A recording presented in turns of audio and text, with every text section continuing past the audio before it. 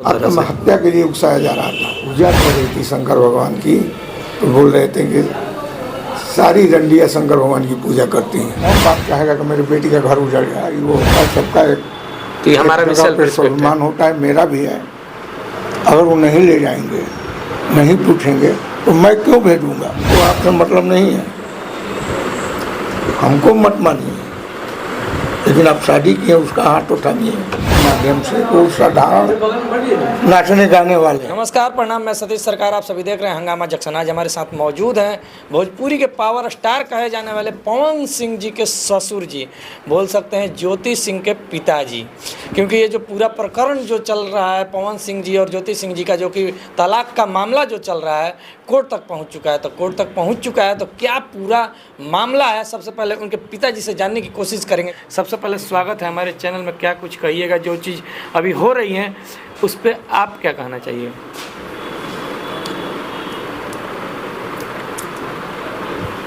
जो कोर्ट में चल रहा है, कोर्ट के हिसाब से जो होगा, मतलब विश्वास रख रहे हैं कि न्यायालय से ही हमको जो मिलना चाहिए मिलेगा, न्यायालय से ही। हाँ, न्याय पे भरोसा है, ऊपर वाले पे भी भरोसा है। देखिए, क्योंकि समाज में ये भी बातें चल रही हैं पवन सिंह जी को लेके, उनके चरित्र को लेके भी बहुत सारी बातें पहले भी सामने आई हैं, चाहे वो अक्षरा सिंह जी का मैटर हो या फिर नीलम सिंह जी का जो मैटर हुआ हो। उसके बाद आप अपनी बेटी की शादी कर देते हैं उनके साथ, तो सोचे नहीं थोड़ा सा भी कि आखिर वो सब चीज़ें घटी हैं, उसके बाद क्यों ऐसा हम करें? ना, क्योंकि एक पिता होने के नाते ही आप सोचे होंगे जरूर ये चीज़। नेचर के मामले में तो नहीं समझता था, लेकिन नीलम वाली घटना में जरूर सुना था। नीलम आत्महत्या करी और अब वही लोग हमको बुलाए, उनके चाचा जी, उनके भाई लोग बार बार दबाव बनाए। और क्या कहें, सब ईश्वर की इच्छा को ये जो दिखा था। तो ये भी मामला चल रहा है कि जो उनकी शादी हुई है वो प्रेम प्रसंग का है, क्योंकि उनका जो इसमें लिखा गया है उनके वकील के द्वारा, ऐसा लिखा गया है। आपने भी ये सुना होगा, क्योंकि आपके भी वकील जो हैं वो बताए होंगे ये चीज़। तो पवन सिंह खुद अपने दिल पे हाथ रख के कहें तो लव मैरिज शादी है, लव मैरिज नहीं है। ये दोनों परिवार की रजामंदी, मेरी रजामंदी और उनके परिवार की रजामंदी से शादी हुआ है। तो फिर ऐसा क्यों कहा जा रहा है? क्यों और कोर्ट में इस तरीके की बातें, बरगलाने की बातें, या फिर बोल सकते हैं कि गुमराह करने की बातें की जा रही हैं उनके वकील के द्वारा? कोर्ट में आते भी नहीं, कहाँ आते हैं कोर्ट में? तो उनके वकील के द्वारा ऐसे थोड़े लिखा गया होगा, प्रेम प्रसंग का जो भी मामला है उनके वकील के द्वारा उनके कहने पर ही लिखा गया होगा ना। पवन सिंह कहे होंगे, वकील अपने मन थोड़ी लिख देगा कुछ भी।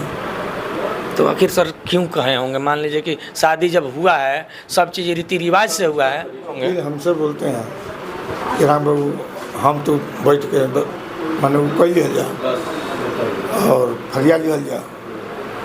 मैंने कहा कि आप कौन हैं? आप कौन हैं बीच में? आप फरियाएंगे? वकील हैं तो आप तो जज के सामने, न्यायाधीश जी महोदय के सामने फरियाइएगा। आप थोड़ी फरियाएंगे, फरियाएंगे हम फरियाएंगे। अच्छा सर, एक बात बताइए, जैसे कि आप बोल रहे हैं फरियाने की बात, ये किस तरह की फरियाने की बात करते हैं? क्या चाहते हैं, क्या करवाना चाहते हैं, या चाहते हैं कि मिल जाए कि वन टाइम सेटलमेंट? मैंने वो करवाना चाहते हैं उनके वकील, मतलब तलाक के मामले पे ही आगे बढ़ना चाहते हैं वन टाइम सेटलमेंट करके? हमारी फर्स्ट ये है कि वो रखें।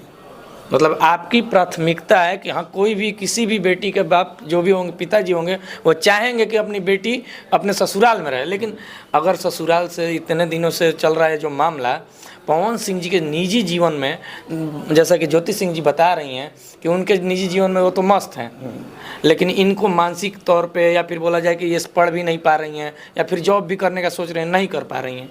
तो जिस लड़की पे गुजरता है ये सब होता है, उस लड़की ही समझती होगी उस फीलिंग को, उस दर्द को। अच्छा सर, ये पूरा जो मामला शुरू कहाँ से हुआ? कुछ नहीं हुआ है, कोई लड़ाई झगड़ा नहीं हुआ है। लॉकडाउन में आए, 17 दिन यहाँ रहे, खूब मस्ती किए, आराम। उसके बाद यहाँ से जाने के बाद उनको पता नहीं क्या हुआ, कोई लड़की भाग गई कि क्या हुआ। तो लड़की भाग गई मतलब कौन सी लड़की? एक्ट्रेस हीरोइन नहीं, बताया जा रहा है कि इंटरव्यू में भी सुनने को मिला है कि बॉम्बे जाती हैं, वहाँ से पूरा ये सब चीज़ें जो रिश्ते के बीच खटास आने की जो बातें हैं वो बॉम्बे से शुरू होती हैं। अब वो चाहते थे कि ऐसी लड़की मिले जो सब कुछ जानते हुए मेरे घर में चुपचाप बैठे और पत्नी का रोल अदा करे। तो आजकल की लड़कियां कोई इस तरह घर में बैठकर आप नहीं प्यार देंगे, आप नहीं घुमाएंगे, आप नहीं फिराएंगे, कोई भी लड़की नहीं रह पाएगी। तो वहाँ पे उनको प्रताड़ना को लेकर भी बहुत सारी बातें कही जा रही हैं कि बॉम्बे में इनको प्रताड़ित भी किया गया, मानसिक रूप और शारीरिक रूप दोनों तरह से। आत्महत्या के लिए उकसाया जा रहा था कि चुपचाप। किसके? पवन सिंह के द्वारा? पवन सिंह के द्वारा। कि चुपचाप किस तरह से उनको उकसाया, किस तरह से जा रहा था? दोस्तों के सामने दारू पीना, 2-2 बजे रात, 3-3 बजे रात तक उसको खड़ा करा देना। अब मान लीजिए एक रूम में है, उस रूम में दोस्त भी बैठे हैं, उनकी पत्नी भी है, वो भी है, आप दारू पी रहे हैं। आप भी थे वहाँ पे? नहीं, हम नहीं थे। उसके बाद मान लीजिए वो टीवी देख रही है, माधव चौधरी टीवी देखती हैं, इस तरह का शब्द यूज किया जा रहा था उनके लिए। वो पूजा कर रही थी शंकर भगवान की, तो बोल रहे थे कि सारी रंडियाँ शंकर भगवान की पूजा करती हैं, सारी जितनी भी रंडियाँ होती हैं शंकर भगवान की पूजा करती हैं। तो उसके बाद फिर वो आते हैं तो लॉकडाउन में जो यहाँ पे आते हैं बलिया में, यहाँ पर उनका कुछ अलग था, बदला हुआ। क्या था यहाँ पे? उस तरह की बातें नहीं होती थी। मस्त खूब बढ़िया से रहना। तो यहाँ पे जब आते थे तो उनका जो व्यवहार था आपके प्रति कैसा था? बहुत अच्छा। यहाँ पे भी जो जैसा कि बता रहे हैं कि वहाँ पे जो दारू पीते थे लोग, तो यहाँ पे भी वो घटनाएं होती थी। लेकिन यहाँ पे मस्त रहते थे। यहाँ पे भी पीते थे आके दारू? बोलना, नाचना, गाना, हमसे बोलना। अच्छा, मान लीजिए ससुराल में आते थे और वो दारू का डिमांड करते थे, तो आपको कुछ ऐसा नहीं लगता था कि दामाद हैं, हम ससुर हैं, एक साथ दारू पी रहे हैं, इस तरीके का कुछ नहीं लगा? दो मित्र एक तरह से मित्र बन गए। मित्र की तरह हो गए थे। मित्र भी हो गए। और मित्र बन के इस तरह की जो आपके बेटी के साथ जो वो किए, इस पर क्या कहिएगा आप? जब आप एकदम करीबी मान लिए थे, मित्र की तरह व्यवहार कर रहे थे, मित्र की तरह मान रहे थे, उसके बावजूद यहाँ से जब जाते हैं तो आपको, अच्छा जब केस किए थे तभी पता चला था कि कुछ समय बाद आपको पता चला था कि तलाक फाइल किया गया है? नहीं, जब समन नोटिस आया। चुपके से मतलब किया गया ये काम? बिना बताए नोटिस आया तो हमको मालूम हुआ। उनके भाई रानू सिंह से हम बात की, रानू वाले तब एक बात भाई हम भी गाली उड़ी दी है। तो शादी करवाने वाले जिसको अगुआ कहा जाता है कौन थे? रानू जी थे? नहीं, हमारे बहन का देवर।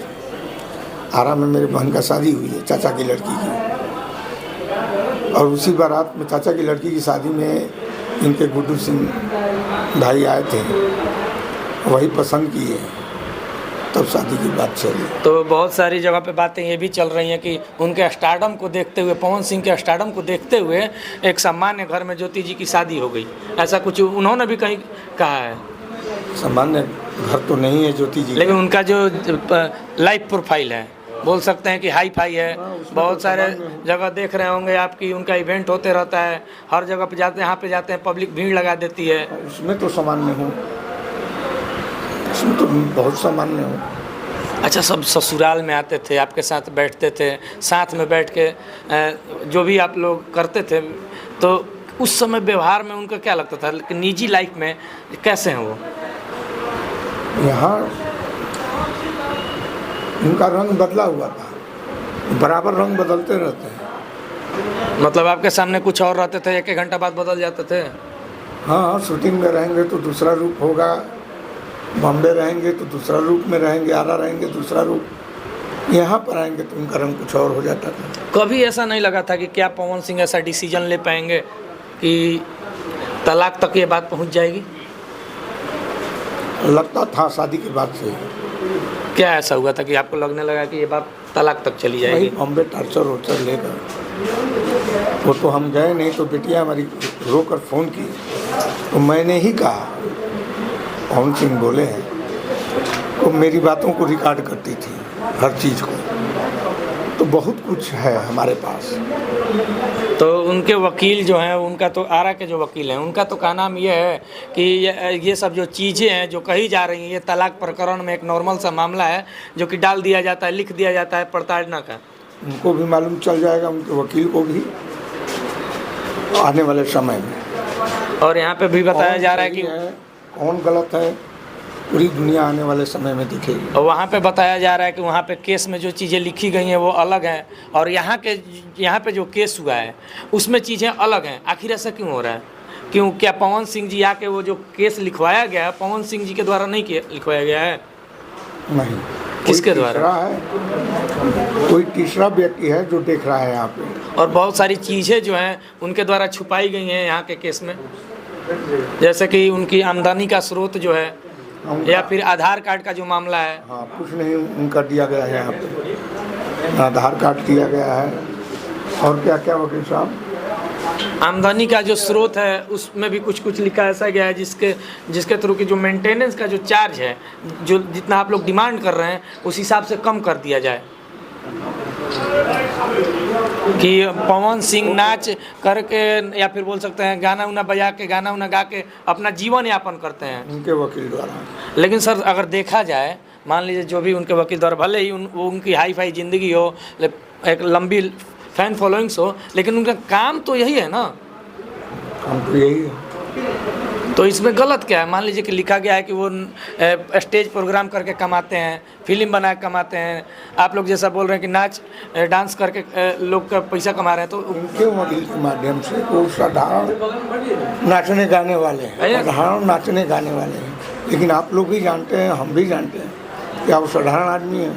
नहीं, साधारण आदमी तो है नहीं, क्योंकि इतने अगर साधारण आदमी होते तो ये मामला इतना तुल भी नहीं पकड़ता। अरे वो भी राजपूत के बच्चे हैं, राजपूत हैं। मैं यही कहना चाहूँगा उनसे कि अच्छे से आपकी धर्मपत्नी अच्छे से अपना जीवन यापन करें, ले जाइए, रखिए। हमको आपसे मतलब नहीं है, हमको मत मानिए, लेकिन आप शादी किए उसका हाथ उठाइए। अच्छा, तलाक के प्रकरण जब से चालू हुआ है, जब से भी, तो उस समय के बाद आपसे बात हुई है कि नहीं हुई है? नहीं, कभी नहीं। उस सबसे अंतिम बार कब उनसे बात हुई है?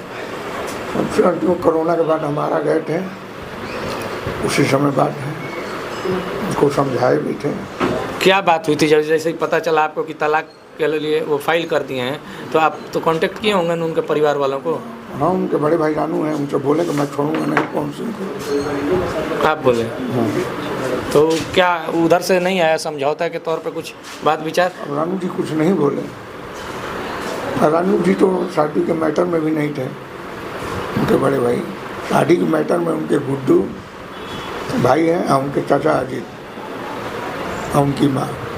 आप जिस तरह से बातें बता रहे हैं कि बम्बई से आने के बाद यहाँ पे जो आपके पास 17 दिन रुके थे, उसके बाद वो आरा जाते हैं और थोड़े दिनों के बाद के वो फाइल कर देते हैं तलाक का मैटर, लेकिन आरा के वकील महोदय के द्वारा बताया जा रहा है कि जब एक बार वहाँ से विदाई होता है, हिंदू रीति रिवाज के अनुसार ज्योति सिंह का विदाई होता है, उसके बाद से ज्योति सिंह जी आरा आना ही नहीं चाहती थी, या फिर कहा जाए कि पवन सिंह के पास जाना ही नहीं चाहती थी। पवन सिंह कभी बुलाए ही नहीं। और उनके तरफ से कहा जा रहा है कि हमने बहुत कोशिश किया, उनको कांटेक्ट करने की कोशिश की, लेकिन ज्योति सिंह जी ही आना नहीं चाहती थी। उनके वकील बोल रहे हैं क्यों नहीं जाएगी, पति बुलाएगा, पत्नी नहीं जाएगी। तो सर और जो मामला जो बताया जा रहा है कि जो ये बोल रही हैं ज्योति सिंह जी कि हम जितना भी ये घूम रहे हैं या फिर कहीं जा रहे हैं तो इसका खर्चा पवन सिंह जी दे रहे हैं, तो ये बात पवन सिंह से पूछा जाए। आप क्या कहना चाहते हैं इस बात में? पूछ लिया जाए पवन सिंह से कि कितना पैसा दिए हैं।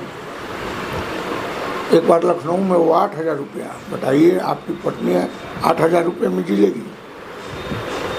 तो आप ये समझ रहे हैं कि 8,000 में नहीं जी सकती हैं, तो 8,000 एक्सेप्ट ही नहीं करते उस चीज़ को, और रख दी होटल में, नहीं ली पैसा, हम लेकर बलिया चले आए उनके रहन से। अच्छा, और ज्योति सिंह के द्वारा ये भी कहा जा रहा है कि उनके आसपास जितने लोग हैं उनके बरगलाने के कारण ये ऐसा काम कर रहे हैं। अच्छा, जब पवन सिंह जब परिवार की सुनेंगे तो इन लोगों को फिर उतना तो पवन सिंह नहीं पूछ पाएंगे, या तो पिलाना खिलाना। वही सब बातें हैं। तो जो अब जो मामला इतना पुल पकड़ चुका है तो पवन सिंह जी कभी आते ही नहीं हैं। आपकी जो बेटी हैं ज्योति सिंह जी, वो कंटिन्यू कोर्ट में आ रही हैं, तो वो बोल रही हैं कि हम इसके कारण कुछ कर नहीं पा रहे हैं, ना पढ़ाई कर पा रहे हैं, ना जॉब कर पा रहे हैं, क्योंकि बार बार हमें कोर्ट में आना पड़ रहा है। और पवन सिंह जी मस्त हैं। तो एक बात बताइए, वो कोर्ट में नहीं आएंगे तो कब तक ज्योति सिंह जी अकेले कोर्ट में दौड़ती रहेंगी? आदेश होगा नहीं आएगा। और जैसा कि वकील साहब जो थे अभी बता रहे थे कि अब लास्ट अंतिम डेडलाइन बोला जाए, डेडलाइन जारी कर दिया गया है कि अगर इस तारीख को नहीं आते हैं तो इनको भरण पोषण का जो बोला गया है उतना देना पड़ेगा। अब देखिए, वो तो जज साहब के ऊपर है, क्या करते हैं। कुछ तो होगा, 1 लाख हो, 50,000 हो, चाहे जो हो, तो जज साहब। आप क्या चाहते हैं कि आप ज्योति सिंह जी का घर बसे, या फिर ये जो मेंटेनेंस का जो पैसा है वो मिल जाए उसी से? क्योंकि ज्योति सिंह जी भी बोल रही हैं कि अगर पवन सिंह जी नहीं चाहते हम रहना तो हम भी उनके साथ ज़बरदस्ती नहीं रहना चाहते हैं। सबका ईगो होता है, सबका एक तो ये हमारा भी जगह सेल्फ पे रिस्पेक्ट है। स्वाभिमान होता है, मेरा भी है। अगर वो नहीं ले जाएंगे, नहीं पूछेंगे, तो मैं क्यों भेजूँगा? फिर भेजे कि फिर आप वही काम करें। हाँ, अच्छा से आइए, पत्नी को समझाइए, कहिए कि नहीं अब ऐसी नहीं होगी, इस तरह की बातें नहीं होंगी, आप ले जाइए। देखिए मैं भेज रहा हूँ कि नहीं भेज रहा हूँ। तो देखिए, जिस तरह से ज्योति सिंह जी के जो पिताजी हैं इतना सोच रहे हैं कि अगर पवन सिंह जी चाहते हैं तो आके ले जाएं, लेकिन हिंदू रीति रिवाज के साथ जो विदाई होगी उस तरह से ले जाएं, क्योंकि हर कोई चाहता है कि उनकी बेटी का घर बसे। कौन बाप चाहेगा कि मेरी बेटी का घर उजड़ जाए? कि आप लोग क्या सोचते हैं, और इस जो पूरा प्रकरण है जो पवन सिंह और ज्योति सिंह जी का जो तलाक का मामला है, आप सभी ने सुना कि कहाँ से शुरू होता है और ये कैसे कैसे एक नया मोड़ लेता है। क्या कोर्ट में जो मामला चल रहा है उसमें ज्योति सिंह जी को विश्वास रखना चाहिए कि नहीं? क्योंकि वो तो बोल रहे हैं कि हम भगवान भरोसे ही छोड़ दिए हैं सारी चीज़ों को।